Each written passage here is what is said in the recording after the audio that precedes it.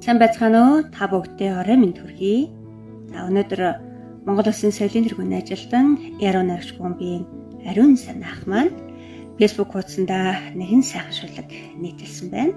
Тэгээд таалагдаад уншихаар шийдлээ. Анхны бороо шүн нурдаг.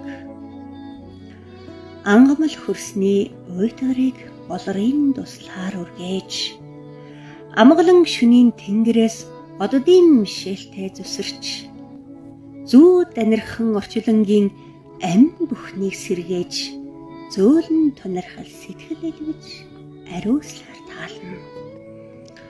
Дурлал хонгорын минь өнөр шиг анхлаар тэврээд дэврүүн бодлын итгэл дээр хайрын зүнтэй шиврээд нүд ялдам бүсгийн хүлээлтийн зөргийг гэрэлтүүлж намуухан бороо гэгэлзэж шөнөөр ах ордог. Тэнгэрийн аялгау газрын зүрхэн шингээд амьдрал болно.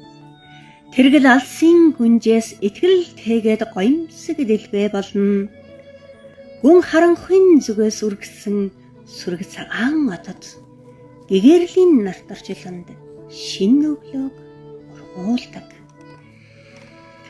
Ансханд бодирсан туслыг хацартан шингээгээд амаргаан хөдлөө далхалмаар догдлол төрүүлээд янаглалын дуу яргын зүүдэргээд итгэл мөрөөдлийн тухай нарнаас өсөж мэдрүүлэх гэж анхны бороо шүн нурдаг.